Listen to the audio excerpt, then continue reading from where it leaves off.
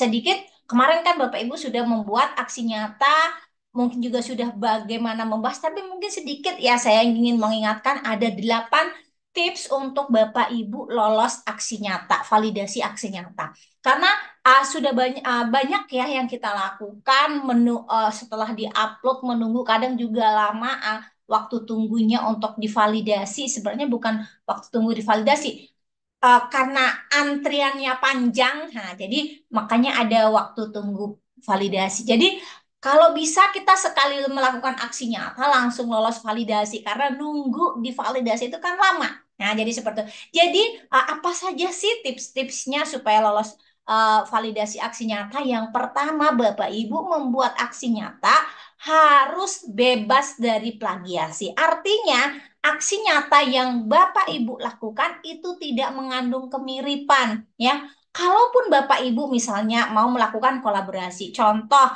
saya melakukan ini adalah bareng apa ya melakukan aksi nyatanya itu berkolaborasi.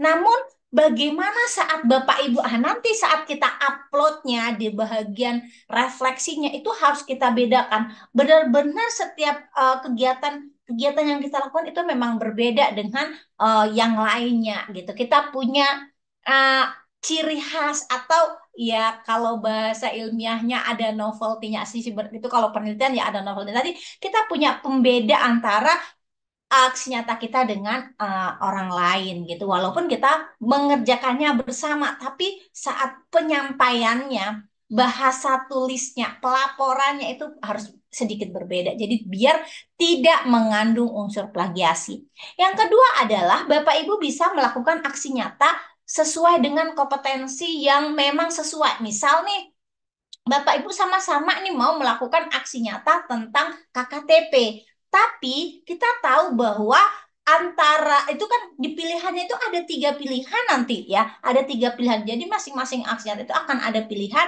Bapak Ibu pilih yang memang benar-benar Bapak Ibu kuasai ya. Kemudian Bapak Ibu yang ketiga itu ya, yang ketiga baca panduan aksi nyatanya. Jadi setelah kita pilih aksi nyata mana yang mau kita pilih atau yang memang kira-kira ngena greget dengan kita sesuai banget nih dengan kita, maka kita klik pilih, nanti akan muncul baca selengkapnya. Jadi baca panduannya benar-benar. Kalau saya karena saya banyak lupanya gitu kan, jadi saya copy, saya taruh di Word, saya pastekan, baru nanti saya print. Karena kalau saya tulis juga tulisan saya amburadul, jadi makanya saya print. Jadi tahapan per tahapan itu akan saya ikuti satu satu satu. Makanya supaya karena itu tadi saya tahu saya kelemahan saya itu pelupa, kemudian saya itu orangnya buru-buru, tidak teliti. Jadi untuk mengatasi ketidaktelitian saya, ya salah satu tips saya ya saya print, baru nanti akan saya checklist mana tahapan yang sudah saya lalui dan mana tahapan yang belum, sehingga setelah semua tahapan yang diminta atau yang ada di panduan itu kita buat, insya Allah apa yang kita buat aksi nyatanya itu akan divalidasi, diterima oleh validator gitu. Kemudian yang ke 1, 2, 3, 4, 5-nya, Bapak Ibu silahkan isikan deskripsi apa yang akan Bapak Ibu lakukan dan tulis refleksinya dengan jelas. Jadi apa yang Bapak Ibu lakukan ceritakan betul-betul, maksudnya ceritakan menurut gaya bahasa Bapak Ibu. Jadi ini yang kadang di sini letak tadi pembedanya di tips pertama tadi tidak boleh plagiasi. Di kegiatan mengisi deskripsi dan melakukan refleksi ini, ceritakan step by step yang Bapak Ibu lakukan, versinya Bapak Ibu, dan juga refleksinya juga versinya Bapak Ibu. Sehingga ini yang akan membedakan. Walaupun kita melakukan kegiatannya bareng nih, tapi bisa laporannya berbeda karena di saat Bapak Ibu mengisikan deskripsi dan melakukan refleksinya itu dituliskan dengan cara yang berbeda. Jadi itu aja sudah menjadi poin penting gitu ya. Kemudian yang selanjutnya adalah lakukan aksi nyata to the point, jangan bertele-tele. Jadi apa yang Bapak Ibu lakukan itu yang Bapak Ibu sampaikan dan Bapak Ibu harus menunjukkan bahwa kita itu sudah benar di dalam laporan itu kita artinya orang tahu bahwa kita udah paham loh tentang materi ini gitu. Misal tentang materi kurikulum merdeka. Orang validator akan tahu kita udah paham tentang kurikulum merdeka seperti apa sehingga kita bisa menularkan kepada orang lain. Misalnya Bapak Ibu melakukan aksi nyata tentang KKTP kok, kriteria ketuntasan tujuan pembelajaran. Maka orang akan tahu dari 3 pilihan aksi nyata yang ada, Bapak Ibu pilih salah satu, tapi si validator akan tahu Bapak Ibu paham tentang tentang uh, KKTP ini. Ada berapa poinnya, seperti apa yang diminta akan tahu. Nah, itu dia.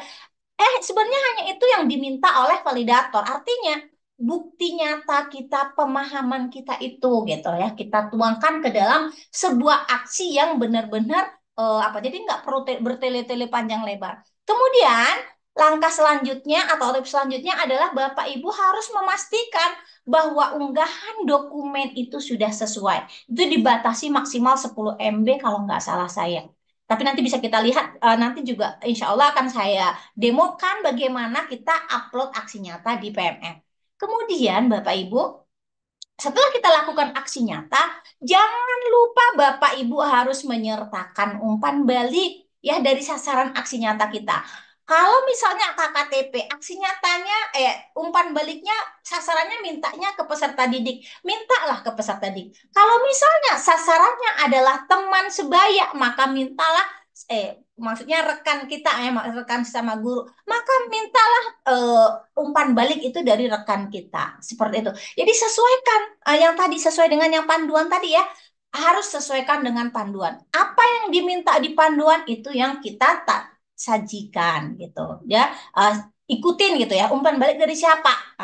Karena sasaran aksi nyata kita tiap-tiap pelatihan, tiap-tiap modul atau tiap-tiap topik itu kan berbeda, maka ya sesuaikan aja gitu.